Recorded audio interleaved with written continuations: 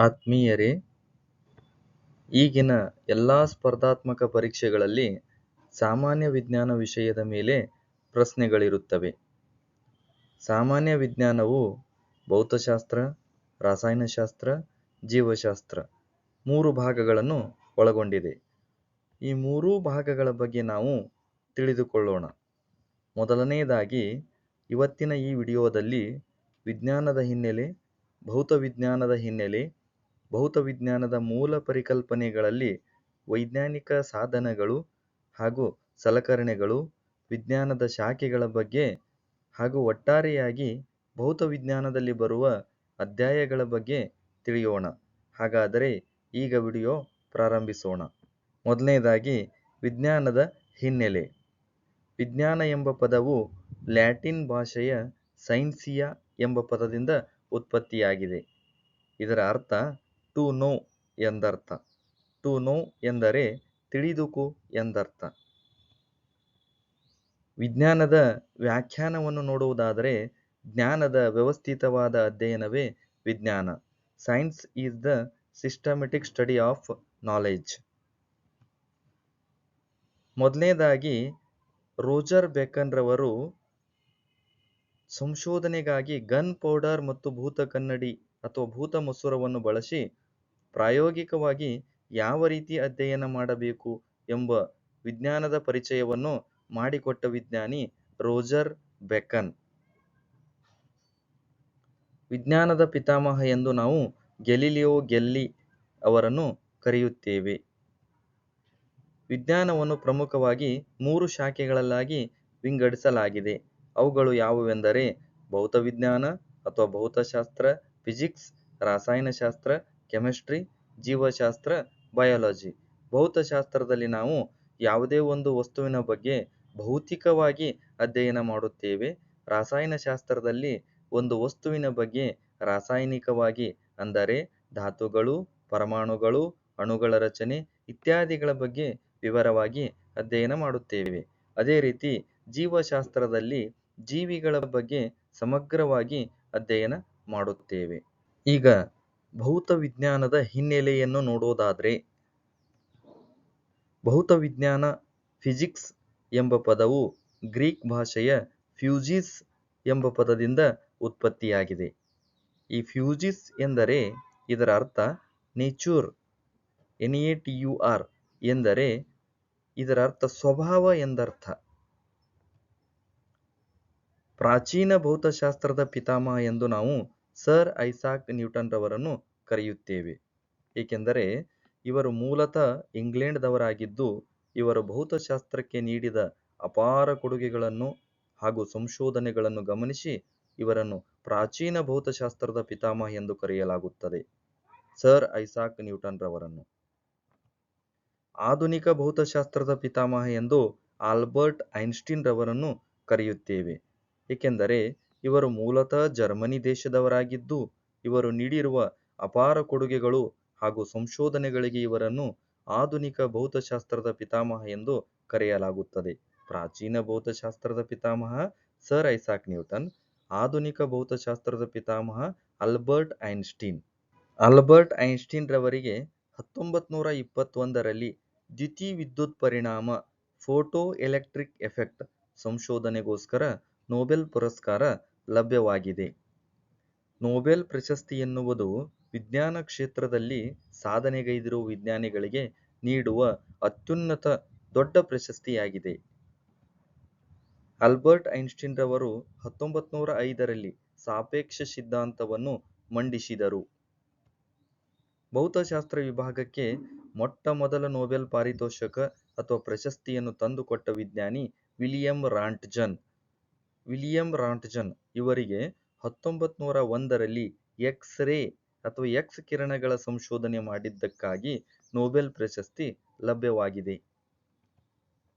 ಭೌತಶಾಸ್ತ್ರ ಹಾಗೂ ರಸಾಯನಶಾಸ್ತ್ರ ಎರಡೂ ವಿಭಾಗದಲ್ಲಿ ನೊಬೆಲ್ ಪಾರಿತೋಷಕ ಪಡೆದುಕೊಂಡ ಪ್ರಥಮ ಮಹಿಳೆ madam Marie Curie.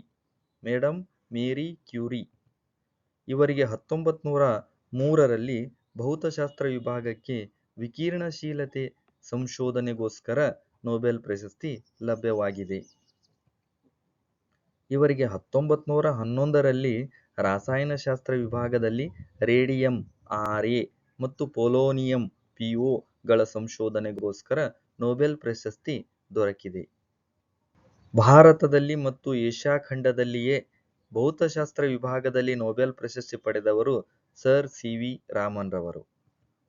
Sir C V Raman ರವರಿಗೆ 1930 ಡಿಸೆಂಬರ್ 10ರಂದು ಬೆಳಕಿನ ಅಸಂಸಕ್ತ ಚದುರುವಿಕೆ ಸ್ಕ್ಯಾಟರಿಂಗ್ ಆಫ್ ಲೈಟ್ ಸಂಶೋಧನೆಗೋಸ್ಕರ ನೊಬೆಲ್ ಪ್ರಶಸ್ತಿ ದೊರಕಿದೆ. ಸರ್ ಸಿ ವಿ ರಾಮನ್ ರವರು ಸಂಶೋಧಿಸಿರುವ ಈ ಬೆಳಕಿನ ಅಸಂಸಕ್ತ ಚದುರುವಿಕೆಯನ್ನು ಸಾರ್ವಜನಿಕವಾಗಿ 1928 ಫೆಬ್ರವರಿ 28ರಂದು ಮಂಡನೆ ಮಾಡಿದರು. ಸಾರ್ವಜನಿಕವಾಗಿ ಮಂಡನೆ ಮಾಡಿರುವ ಪ್ರಯುಕ್ತ ಪ್ರತಿ ವರ್ಷ ಫೆಬ್ರವರಿ 28ನ್ನು ರಾಷ್ಟ್ರೀಯ ವಿಜ್ಞಾನ ದಿನಾಚರಣೆಯಾಗಿ ಆಚರಿಸಲಾಗುತ್ತಿದೆ. ಸರ್ ಸಿ ವಿ ರಾಮನ್ ಅವರಿಗೆ 1954ರಲ್ಲಿ ಭಾರತ ರತ್ನ ಪ್ರಶಸ್ತಿ ಕೂಡ ಲಭ್ಯವಾಗಿದೆ. 2006ನೇ ಇಸ್ವಿಯನ್ನು ಅಂತಾರಾಷ್ಟ್ರೀಯ ಭೌತಶಾಸ್ತ್ರ ವರ್ಷ ಎಂದು ಆಚರಿಸಲಾಯಿತು. ಕಾರಣ ಆಲ್ಬರ್ಟ್ ಐನ್ಸ್ಟೀನ್ ರವರು 1905ರಲ್ಲಿ ನೀಡಿರುವ ಸಾಪೇಕ್ಷ ಸಿದ್ಧಾಂತವು 2005ನೇ ಇಸ್ವಿಗೆ 100 ವರ್ಷಗಳು ಗತಿಸಿರುವ ಪ್ರಯುಕ್ತ 2005ನೇ ಇಸ್ವಿಯನ್ನು ಅಂತಾರಾಷ್ಟ್ರೀಯ ಭೌತಶಾಸ್ತ್ರ ವರ್ಷ ಎಂದು ಕರೆಯುವರು. ಭೌತಶಾಸ್ತ್ರದ ಈಗ ಮೂಲ ಪರಿಕಲ್ಪನೆಗಳನ್ನು ನೋಡೋದಾದ್ರೆ ಅವುಗಳಲ್ಲಿ ವೈಜ್ಞಾನಿಕ ಸಾಧನಗಳು ಹಾಗೂ ಸಲಕರಣೆಗಳ ಬಗ್ಗೆ ನೋಡೋಣ. ಮೊದಲನೇದಾಗಿ ಎತ್ತರವನ್ನು ಅಳೆಯುವ ಸಾಧನ ಅಲ್ಟಿಮೀಟರ್. ಶಬ್ದದ ತೀವ್ರತೆಯನ್ನು ಅಳೆಯಲು ಬಳಸುವ ಸಾಧನ ಆಡಿಯೋಮೀಟರ್. ಗಾಳಿಯ ಒತ್ತಡವನ್ನು ಅಳೆಯುವ ಸಾಧನ ವಾಯುಭಾರಮಾಪಕ ಅಥವಾ ಬ್ಯಾರೋಮೀಟರ್. ದ್ರವಗಳ ಸಾಪೇಕ್ಷ ಸಾಂದ್ರತೆ ಅಳೆಯುವ ಸಾಧನ ಹೈಡ್ರೋಮೀಟರ್. ಬೆಳಕಿನ ಸಾಂದ್ರತೆ ಅಳೆಯುವ ಸಾಧನ ಫೋಟೋಮೀಟರ್. ಅನಿಲಗಳ ಗಾತ್ರ ಅಳೆಯುವ ಸಾಧನ ಯೂಡಿಯೋಮೀಟರ್. ವಾಹನಗಳ ವೇಗವನ್ನು ಅಳೆಯಲು ಬಳಸುವ ಸಾಧನ ಸ್ಪೀಡೋಮೀಟರ್. ವಿದ್ಯುತ್ ಪ್ರವಾಹವನ್ನು ಅಳೆಯಲು ಬಳಸುವ ಸಾಧನ ಅಮ್ಮೀಟರ್. ದೂರದ ವಸ್ತುಗಳನ್ನು ನೋಡಲು ಬಳಸುವ ಸಾಧನ ಟೆಲಿಸ್ಕೋಪ್. ಆಕಾಶಕಾಯಗಳನ್ನು ದೂರದ ವಸ್ತುಗಳನ್ನು ನೋಡಲು ಬಳಸುವ ಸಾಧನ ಟೆಲಿಸ್ಕೋಪ್. ಮಳೆಯ ಪ್ರಮಾಣ ಅಳೆಯಲು ಬಳಸುವ ಸಾಧನ ರೇನ್ ಗೇಜ್. ಭೂಕಂಪದ ತೀವ್ರತೆ ಅಳೆಯುವ ಸಾಧನ ರಿಕ್ಟರ್ ಮಾಪನ ಅಥವಾ ಸಿಸ್ಮೋಗ್ರಾಫ್. ಅನಿಲಗಳ ಒತ್ತಡವನ್ನು ಅಳೆಯುವ ಸಾಧನ ಮಾನೋಮೀಟರ್. ಶಾಖದ ಪ್ರಮಾಣವನ್ನು ಅಳೆಯುವ ಸಾಧನ ಕ್ಯಾಲೋರಿಮೀಟರ್. ಉಚ್ಚ ಪ್ರಮಾಣದ ಉಷ್ಣತೆ ಅಳೆಯುವ ಸಾಧನ ಅಧಿಕ ಪ್ರಮಾಣದ ಉಷ್ಣತೆ ಅಳೆಯುವ ಸಾಧನ ಪೈರೋಮೀಟರ್. ಪಾರದರ್ಶಕ ಚಿತ್ರಗಳನ್ನು ಬೃಹತ್ತಾಗಿ ದೊಡ್ಡದಾಗಿ ತೋರಿಸಲು ಉಪಯೋಗಿಸುವ ಸಾಧನ ಪ್ರೊಜೆಕ್ಟರ್. ಯಾಂತ್ರಿಕ ಶಕ್ತಿಯನ್ನು ವಿದ್ಯುತ್ ಶಕ್ತಿಯಾಗಿ ಪರಿವರ್ತಿಸುವ ಸಾಧನ ಡೈನಮೋ. ವಿದ್ಯುತ್ ಶಕ್ತಿಯನ್ನು ಯಾಂತ್ರಿಕ ಶಕ್ತಿಯಾಗಿ ಪರಿವರ್ತಿಸುವ ಸಾಧನ ಮೋಟಾರ್. ಯಾಂತ್ರಿಕ ಶಕ್ತಿಯನ್ನು ವಿದ್ಯುತ್ ಶಕ್ತಿಯಾಗಿ ಪರಿವರ್ತಿಸುವ ಸಾಧನ ಡೈನಮೋ. ವಿದ್ಯುತ್ ಶಕ್ತಿಯನ್ನು ಯಾಂತ್ರಿಕ ಶಕ್ತಿಯನ್ನಾಗಿ ಪರಿವರ್ತಿಸುವ ಸಾಧನ ಮೋಟಾರ್. ನೀರಿನಲ್ಲಿ ಶಬ್ದದ ಪ್ರಮಾಣವನ್ನು ಅಳತೆ ಮಾಡುವ ಸಾಧನ ಹೈಡ್ರೋಫೋನ್. ಹಾಲಿನ ಗುಣಮಟ್ಟವನ್ನು ಅಳತೆ ಮಾಡುವ ಸಾಧನ ಲ್ಯಾಕ್ಟೋಮೀಟರ್ ಅಥವಾ ಇದನ್ನು ಕ್ಷೀರಮಾಪಕ ಎಂದು ಕರೆಯುತ್ತಾರೆ. ಇದು ಹಾಲಿನ ಗುಣಮಟ್ಟವನ್ನು ಅಳತೆ ಮಾಡುತ್ತದೆ ಅಥವಾ ಹಾಲಿನ ಸಾಂದ್ರತೆಯನ್ನು ಅಳೆಯುತ್ತದೆ. ಶಬ್ದದ ಅಲೆಗಳನ್ನು ವಿದ್ಯುತ್ ಅಲೆಗಳಾಗಿ ಬದಲಾಯಿಸುವ ಸಾಧನ ಮೈಕ್ರೋಫೋನ್. ಸಣ್ಣ ಪ್ರಮಾಣದ ವಿದ್ಯುತ್ ಪ್ರವಾಹ ಅಳೆಯುವ ಸಾಧನ ಗ್ಯಾಲ್ವನೋಮೀಟರ್. ಹೃದಯದ ಬಡಿತ ನಕ್ಷಾರೂಪದ ಚಿತ್ರಣ ನೀಡಲು ಬಳಸುವ ಸಾಧನ ಎಲೆಕ್ಟ್ರೋಕಾರ್ಡಿಯೋಗ್ರಾಫ್ ಅಥವಾ ಇಸಿಜಿ. ನೇರ ವಿದ್ಯುತ್ ಪ್ರವಾಹ ಶಕ್ತಿಯನ್ನು ಕಂಡುಹಿಡಿಯಲು ಬಳಸುವ ಸಾಧನ ಟ್ಯಾಂಜೆಂಟ್ ಗ್ಯಾಲ್ವನೋಮೀಟರ್. ಉಷ್ಣತೆಯನ್ನು ಅಳತೆ ಮಾಡಲು ಬಳಸುವ ಸಾಧನ ಥರ್ಮೋಮೀಟರ್. ರಕ್ತದ ಒತ್ತಡ ಅಳತೆ ಮಾಡುವ ಸಾಧನ ರಕ್ತದ ಒತ್ತಡ ಅಂದರೆ ಬ್ಲಡ್ ಪ್ರೆಷರ್ ಅಥವಾ ಬಿಪಿ ಅಳತೆ ಮಾಡುವ ಸಾಧನ ಸ್ಪಿಗ್ಮೋಮ್ಯಾನೋಮೀಟರ್. ಮಾನವನ ನಾಡಿ ಬಡಿತ ಅಥವಾ ಮಾನವನ ಹೃದಯದ ಬಡಿತವನ್ನು ಅಳೆಯುವ ಸಾಧನ ಸ್ಟೆಥೋಸ್ಕೋಪ್. ಇದು ವೈದ್ಯರು ಬಳಸುತ್ತಾರೆ. ನಿಸ್ತಂತು ಅಲೆಗಳನ್ನು ಸದೃಶ್ಯ ರೂಪದಲ್ಲಿ ತೋರಿಸುವ ಸಾಧನ ದೂರದರ್ಶನ.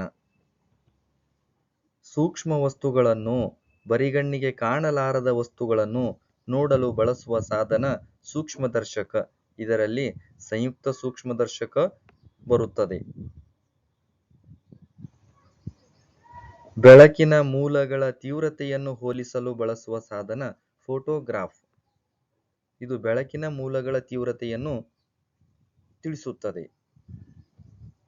ವಿಮಾನಗಳ ವೇಗವನ್ನು ಅಳೆಯುವ ಸಾಧನ ಟ್ಯಾಕೋಮೀಟರ್. ವಾಯುಮಂಡಲದ ಆರ್ದ್ರತೆ ಅಥವಾ ತೇವಾಂಶದ ಬದಲಾವಣೆಗಳನ್ನು ತೋರಿಸಲು ಬಳಸುವ ಸಾಧನ ಹೈಗ್ರೋಸ್ಕೋಪ್. ಸಮುದ್ರದ ಆಳವನ್ನು ಅಳತೆ ಮಾಡುವ ಸಾಧನ ಪ್ಯಾಥೋಮೀಟರ್. ಬಣ್ಣ ಸಾಂದ್ರತೆಗಳನ್ನು ಹೋಲಿಕೆ ಮಾಡುವ ಉಪಕರಣ ಕ್ಯಾಲರಿಮೀಟರ್.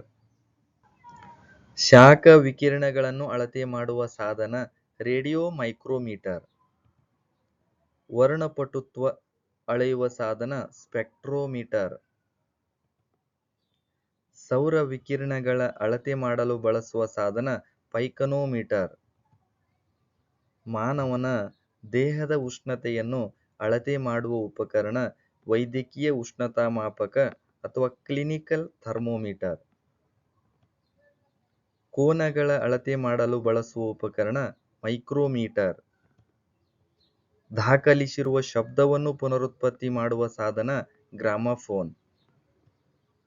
ವಿದ್ಯುತ್ ವಿಭವಾಂತರವನ್ನು ಅಳತೆ ಮಾಡುವ ಸಾಧನ ವೋಲ್ಟ್ ಮೀಟರ್. ಶಾಖ ಮತ್ತು ಶಕ್ತಿ ವಿಕಿರಣ ಅಳೆಯುವ ಸಾಧನ ರೇಡಿಯೋಮೀಟರ್. ಸ್ನಿಗ್ಧತೆಯನ್ನು ಅಳತೆ ಮಾಡುವ ಸಾಧನ ವಿಸ್ಕೋಮೀಟರ್. ಈಗ ವಿಜ್ಞಾನದ ಶಾಖೆಗಳನ್ನು ಬಗ್ಗೆ ತಿಳಿದುಕೊಳ್ಳೋಣ. ವಿಜ್ಞಾನದ ಶಾಖೆಗಳು: ಸಸ್ಯಗಳ ಬಗ್ಗೆ ಅಧ್ಯಯನ ಮಾಡುವ ಶಾಸ್ತ್ರ ಸಸ್ಯಶಾಸ್ತ್ರ ಅಥವಾ ಬಾಟನಿ. ಪ್ರಾಣಿಗಳ ಅಧ್ಯಯನ ಶಾಸ್ತ್ರ, ಪ್ರಾಣಿಗಳ ಬಗ್ಗೆ ಅಧ್ಯಯನ ಮಾಡುವ ಶಾಸ್ತ್ರ ಜೂಲಾಜಿ ಅಥವಾ ಪ್ರಾಣಿಶಾಸ್ತ್ರ. ಮೂಲ ವಸ್ತುಗಳು ಮತ್ತು ಅವುಗಳ ಸಂಯೋಜನೆಯ ಬಗ್ಗೆ ಅಧ್ಯಯನ ಮಾಡುವ ಶಾಸ್ತ್ರ ರಸಾಯನಶಾಸ್ತ್ರ ಅಥವಾ ಕೆಮಿಸ್ಟ್ರಿ. ವಿಶ್ವದ ಮೂಲ, ಇತಿಹಾಸ ಮತ್ತು ಸ್ವಭಾವದ ಅಧ್ಯಯನ ಮಾಡುವ ಶಾಸ್ತ್ರ ಕಾಸ್ಮೋಲಾಜಿ.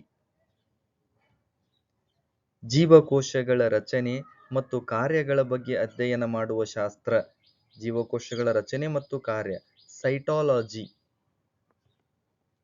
ಹಸ್ತಮುದ್ರಣ ಗುರುತು ಹಚ್ಚುವ ಅಧ್ಯಯನ ಶಾಸ್ತ್ರ ಹಸ್ತಮುದ್ರಣ ಗುರುತು ಹಚ್ಚುವ ಅಧ್ಯಯನ ಶಾಸ್ತ್ರ ಡ್ಯಾಕ್ಟಿಲೋಗ್ರಾಫಿ. ಮಾನವನ ಅಂಗಗಳ, ಸಸ್ಯಗಳ ರಚನೆಗಳ ಅಧ್ಯಯನ ಶಾಸ್ತ್ರ ಮಾನವನ ಅಂಗಗಳ ಬಗ್ಗೆ ಮತ್ತು ಸಸ್ಯಗಳ ರಚನೆಗಳ ಬಗ್ಗೆ ಅಧ್ಯಯನ ಮಾಡುವ ಶಾಸ್ತ್ರ ಅನಾಟಮಿ. ಮಾನವನ ಭೌತಿಕ, ಸಾಂಸ್ಕೃತಿಕ ಅಭಿವೃದ್ಧಿ ಕುರಿತು ಅಭ್ಯಸಿಸುವ ವಿಜ್ಞಾನ ಆಂಥ್ರೋಪಾಲಜಿ. ಪ್ರಾಣಿಗಳ ನಡವಳಿಕೆಗಳ ಬಗ್ಗೆ ಅಧ್ಯಯನ ಮಾಡುವ ಶಾಸ್ತ್ರ ಎಥಾಲಜಿ. ಪ್ರಾಣಿಗಳ ನಡವಳಿಕೆ ಬಗ್ಗೆ ಅಧ್ಯಯನ ಮಾಡುವ ಶಾಸ್ತ್ರ. ಶಾಸನಗಳ ಬಗ್ಗೆ ಅಧ್ಯಯನ ಮಾಡುವ ಶಾಸ್ತ್ರ ಎಪಿಗ್ರಾಫಿ. ಭ್ರೂಣಗಳ ಬೆಳವಣಿಗೆಯ ಅಧ್ಯಯನ ಶಾಸ್ತ್ರ ತಾಯಿಯ ಗರ್ಭದಲ್ಲಿ ಭ್ರೂಣದ ಬೆಳವಣಿಗೆಯ ಅಧ್ಯಯನ ಮಾಡುವ ಶಾಸ್ತ್ರ ಎಂಬ್ರಿಯಾಲಜಿ. ಆನುವಂಶೀಯತೆಯ ಬಗ್ಗೆ ಅಧ್ಯಯನ ಮಾಡುವ ಶಾಸ್ತ್ರ ಒಂದು ಪೀಳಿಗೆಯಿಂದ ಇನ್ನೊಂದು ಪೀಳಿಗೆಗೆ ಗುಣಲಕ್ಷಣ ವರ್ಗಾವಣೆ ಮಾಡುವಂತ ಆನುವಂಶೀಯತೆಯ ಬಗ್ಗೆ ಅಧ್ಯಯನ ಮಾಡುವ ಶಾಸ್ತ್ರ ಹೆರಿಡಿಟಿ. ಭೂಮಿಯ ಭೌತಿಕ ಇತಿಹಾಸದ ಅಧ್ಯಯನ ಶಾಸ್ತ್ರ ಜಿಯಾಲಜಿ ಭೂಗರ್ಭಶಾಸ್ತ್ರ. ಅಂಗಾಂಶಗಳ ಬಗ್ಗೆ ಅಧ್ಯಯನ ಮಾಡುವ ಶಾಸ್ತ್ರ ಅಂಗಾಂಶಗಳ ರಚನೆ, ಅವುಗಳ ಕಾರ್ಯ, ಅವುಗಳ ವಿಧಗಳ ಬಗ್ಗೆ ಅಧ್ಯಯನ ಮಾಡುವ ಶಾಸ್ತ್ರ ಹಿಸ್ಟಾಲಜಿ. ನರಗಳ ವ್ಯವಸ್ಥೆಯ ಬಗ್ಗೆ ಅಧ್ಯಯನ ಮಾಡುವ ಶಾಸ್ತ್ರ ನ್ಯೂರಾಲಜಿ.